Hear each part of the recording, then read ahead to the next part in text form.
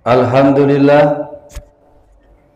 alhamdulillahilladzi waffaqa man sa'a min khalqihi bi fadli wa karami wa hadala man sa'a min khalqihi bi masyiatihi wa adli wa asyhadu an la ilaha illallah wahdahu la syarika lah wa la sabiya wa la misla wa la jadalla wa la hadda wa la junnata wa la adala wa asyhadu anna sayyidana wa habibana wa adimana wa qaidana wa qurrata ayunina Muhammadan abdu wa rasuluh wa safiyahu wa habibuh. Allahumma salli wa sallim ala wa barik ala sayyidina Muhammadin abdillah wa ala alihi wa sahbihi wa mawala wa man tabi'ahum bi ihsanin ila yaumil qiyamah. Wala haula wala quwwata illa billah. Amma ba'du, fa inni usikum wa nafsi bi taqwallahi alil azimil qail fi muhkami kitabih, ya ayyuhalladzina amanu taqullaha wa kunu ma'al shodiqin. Hadirin sidang Jumat yang berbahagia, alhamdulillah hari ini tepatnya hari Jumat tanggal 24 Januari 2025 bertepatan dengan 24 Rajab 1446 Hijriah. Alhamdulillah kita berharap kepada Allah Subhanahu wa taala di mana di bulan Rajab kita disunnahkan memperbanyak doa, Allahumma barik lana fi Rajab wa Sya'bana wa ballighna Ramadan. Mudah-mudahan Allah kabulkan doa kita, semoga di bulan Rajab dan bulan Sya'ban nanti kita diberkahi oleh Allah Subhanahu wa taala wa ballighna Ramadan, dan dengan berkahnya kita di bulan Rajab dan bulan Sya'ban, insyaallah kita akan Allah sampaikan kepada bulan Ramadan yang merupakan bulan yang istimewa bagi kita umat manusia. Amin ya rabbal alamin. Kedua kalinya salat salam semoga Allah limpah curahkan kepada junjungan kita Nabi besar Muhammad sallallahu alaihi wasallam. Mudah-mudahan kita di dunia kita bisa melihat, kita bisa mencontoh sifat-sifat beliau dalam kehidupan kita sehari-hari. Minimal bahkan maksimal kita bisa mencontoh sifat-sifat beliau sehingga kita di dunia ini dapat bisa dijadikan figur, bisa dijadikan contoh minimal bagi keluarga kita masing-masing. Bila kita menjadi contoh di keluarga kita masing-masing, insya Allah keluarga kita akan bersama kita dunia bahkan nanti di akhirat nanti. Amin ya rabbal alamin. Hadirin sidang Jumat yang berbahagia, kita tahu bahwasanya bulan Rajab adalah merupakan di mana Rasulullah sallallahu alaihi wasallam dipanggil oleh Allah SWT ke Sidratul Muntaha untuk bertemu dengan Allah untuk menerima perintah sholat 5 waktu. Hadirin yang berbahagia dan dirahmati Allah Subhanahu wa taala. Singkat cerita, Allah telah mewajibkan sholat kepada Rasulullah sallallahu alaihi wasallam kepada umatnya yang dari 50 menjadi 5 waktu, dengan konsumsinya adalah 5 waktu. Itu pahalanya sama dengan sholat 50 kali sehari semalam. Ibu, bapak hadirin sekalian yang dirahmati Allah, kenapa Allah itu memberikan perintah sholat kepada kita semua? Tentunya orang tua menyekolahkan anaknya tinggi-tinggi, tujuannya adalah bukan untuk orang tua. Orang tua memberi anaknya bahkan sampai ke S3, bahkan sampai profesor, doktor pun orang tua rela untuk memberi anaknya, semata-mata bukan untuk kedua orang tuanya. Allah juga demikian kepada Rasulullah sallallahu alaihi wasallam. Kata Allah Subhanahu wa taala Al-Qur'an, "Wa man syakara fa kana ma yashkuru nafsi." Apa yang telah Allah berikan kepada kita, perintah-perintah Allah dan larangan-larangan Allah yang diberikan kepada kita, itu adalah ya'udu ila nafsi, kembali kepada kita semuanya. Allah berikan perintah salat 5 waktu, itu adalah bukan untuk Allah, akan tetapi faman syakara faman yashkuru yashkuru li nafsi. Maka tatkala kita sholat, pahala sholat itu adalah kembali kepada kita sendiri. Hadirin yang berbahagia, ada 2 pertanyaan yang perlu kita pahami. Mungkin ini pertanyaan anak-anak cerdas. Kalau kita mungkin orang-orang zaman kita pernah dengar lagunya Bimbo, buat apa capek-capek puasa. Ini Allah Subhanahu wa taala memberikan perintah sholat kepada kita, apa maunya Allah. Capek untuk sholat 5 waktu buat apa? Hadirin yang berbahagia, ada 2 yang perlu kita cermati. Yang pertama, sholat 5 waktu diperintahkan kepada umatnya, diberikan kepada hambanya oleh Allah SWT. Yang pertama tentunya adalah kembali kepada diri kita. Apa kembalinya? Kembalinya adalah kata Allah SWT dalam Quran surah Al-Ankabut ayat 45, wa aqimis sholat innas sholata tanha 'anil fahsya'i wal munkar. Hadirin yang berbahagia, Allah berikan perintah sholat bukan untuk Allah. Walaupun toh di dalamnya kita dialog dengan Allah, tapi ending daripada sholat itu sendiri adalah bukan untuk Allah, tetapi ya'udu ila nafsi, kembali kepada diri kita masing-masing. Untuk apa? Kata Allah, innas sholata, sesungguhnya sholat itu tanha anil fahsya, mencegah dari perbuatan fahsya, perbuatan keji, wal munkar, dan munkar. Keji itu apa? Munkar itu apa? Hal-hal yang buruk di hadapan Allah Subhanahu wa taala. Kalau ada orang sholat tetapi tidak baik, ada orang sholat tetapi tidak membentuk kepribadian seperti Rasulullah sallallahu alaihi wasallam, kita perlu tanya kepada diri kita sendiri. Benarkah sholat kita? Sesuaikah sholat kita? Walaupun sudah benar, walaupun sudah khusyuk, apakah sholat kita betul-betul dilakukan karena Allah, apa karena faktor lain? Kalau semua dilakukan dengan dasar memang mencari ridha Allah Subhanahu wa taala, dilaksanakan dengan cara melaksanakan perintah Allah Subhanahu wa taala, maka endingnya adalah kata Allah Al-Ankabut 45, akan menjauhkan kita dari perbuatan keji dan mungkar. Hadirin yang berbahagia, Al-Quran adalah penyempurna dari kitab-kitab sebelumnya. Islam, agama Islam adalah penyempurna dari agama-agama sebelumnya.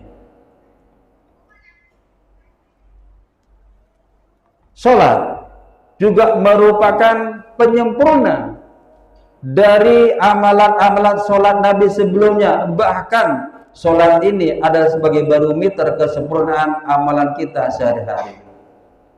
Ibu bapak hadirin yang berbahagia, kata Rasulullah sallallahu alaihi wasallam, kalau kita mau lihat seseorang itu benar dalam kehidupannya, maka lihatlah sholatnya. Kalau sholatnya tepat waktu, sholatnya sesuai dengan waktu yang telah Allah berikan, maka orang itu menjadi baik. Tetapi kalau sholatnya sudah diundur, maka dia sudah tidak menunjukkan pribadi yang sebenarnya. Bahkan kata Allah dalam Al-Quran dikatakan fawailul musallin, celakalah orang yang sholat. Yang bagaimana? Orang-orang yang selalu menunda-nunda sholat. Semoga kita tidak termasuk di dalamnya. Amin ya rabbal alamin. Orang kata hadirin sekalian, mari kita lihat keistimewaan sholat berjamaah, keistimewaan sholat yang kita lakukan setiap hari.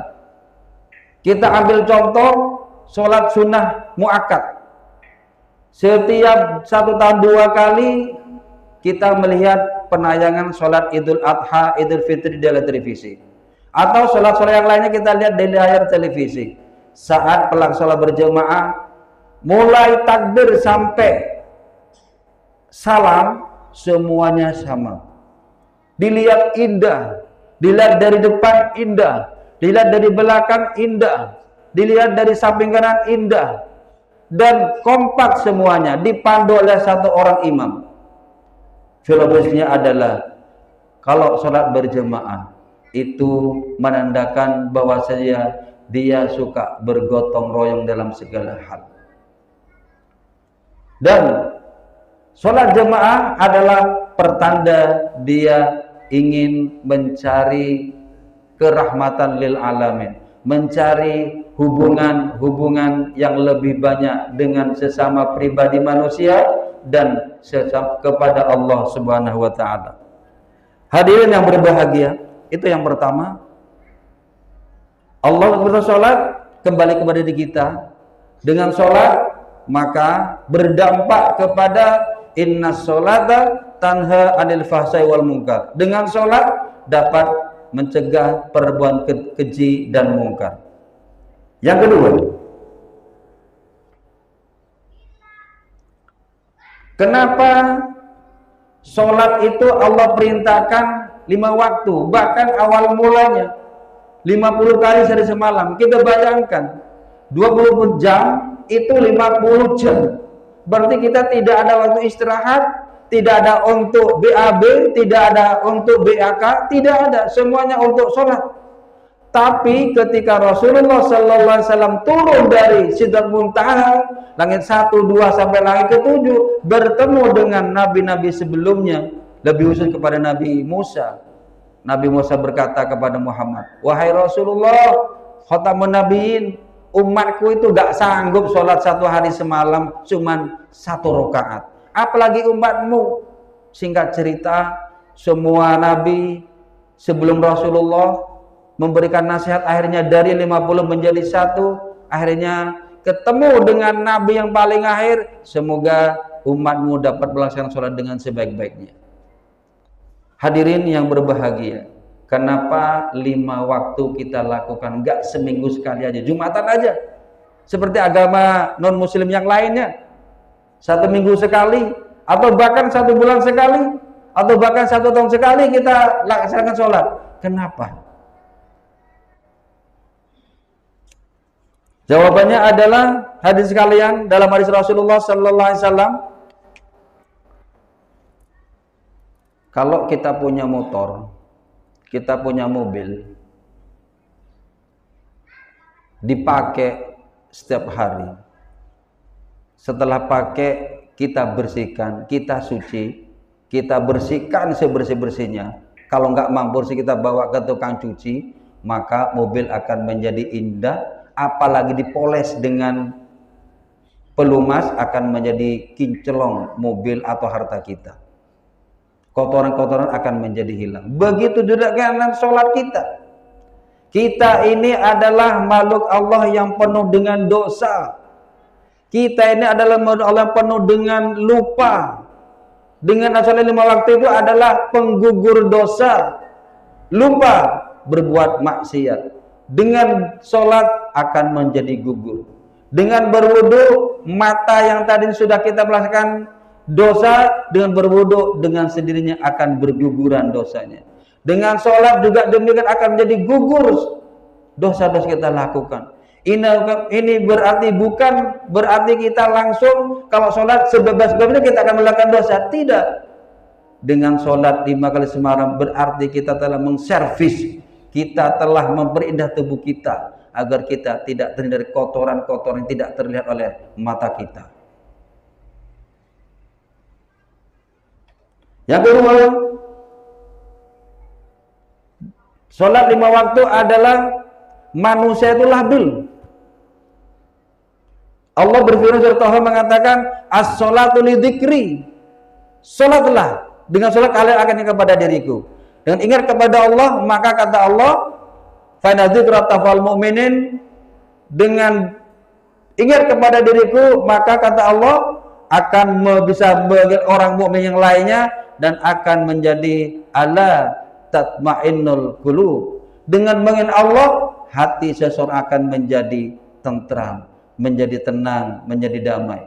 Buktikan orang yang tidak pernah sholat, walaupun punya harta banyak, apalagi tidak banyak, resah dan gelisah. Tapi kalau punya Allah, sholat 5 waktu tepat waktu, dilaksanakan sesuai ajaran agama, habis sholat hati kita akan menjadi tenang. Coba kita lihat para sarjana di luar negeri yang sekarang sedang viral.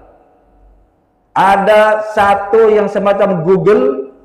Mereka bertanya kepada benda tersebut diizinkan oleh manusia dan bertanya manusia yang menciptakan, bertanya siapa itu Allah, dan dengan mata kepala sendiri mereka yang bisa memperkenalkan itu berduyun-duyun untuk masuk Islam. Karena apa? Karena kebenaran daripada agama Islam yang secara logis masuk dalam akal kita. Hadirin yang berbahagia, dengan sholat kita melaksanakan ruku, dengan sholat kita melaksanakan sujud. Ruku apa? Ruku pertanda kita menganggap rendah di hadapan Allah. Karena apa? Manusia itu penuh dengan kesombongan. Dengan ruku maka manusia akan merasa rendah di hadapan Allah, apalagi sujud menganggap rendah di hadapan Allah SWT. Dengan sholat maka semuanya akan menjadi luar biasa di hadapan Allah SWT. Apalagi tatkala kita tahiyat akhir. Ibu bapak yang saya sambangkan, hadirin selanjutnya yang berbahagia, kita lihat sholat terakhir, di mana dialog Allah dengan Rasulullah dan disaksikan oleh malaikat. Kapan itu? Ketika kita mengatakan at-tahiyyatul mubarakatus sholawatut thayyibatun lillah. Rasulullah saat ada di Sidratul Muntaha, Nabi Muhammad ucapkan salam kepada Allah. Apa salamnya? At-tahiyyatul mubarakatus sholawatut thayyibatun lillah. Jadi kalau kita sholat, kita membaca at-tahiyyatul mubarakatus sholawatut lillah, assalamualaikum, at-tahiyyatul mubarakatuh sholawatut thayyibatulillah, itu kita membaca bacaan Nabi Muhammad SAW ketika ada Sidratul Muntaha. Dan Allah menjawab. Apa jawaban Allah? Assalamualaikum ayuhan nabi warahmatullahi wabarakatuh. Allah menjawab itu. Dan disambung lagi oleh Rasulullah SAW. Assalamualaikum wa ala ibadillah sholihin. Dan disaksikan oleh para malaikat yang ada di Muntaha. Apa saksinya? Allah asyhadu an la ilaha illallah wa asyhadu Rasulullah sampai fil alamina innaka hamidum majid. Intinya ibu bapak, intinya hadirin sekalian yang berbahagia, sholat itu adalah kita mengingat Isra dan Mi'raj, kita berada dengan Allah, dan endingnya akan berpengaruh kepada diri kita. Kita akan selamat dunia, bahkan selamat juga akhirat. Mudah-mudahan kita termasuk orang-orang yang selamat dunia akhirat. Amin ya rabbal alamin. Aku qouli hadza wa astaghfirullaha wa lakum fastaghfiru innahu huwal ghafurur rahim.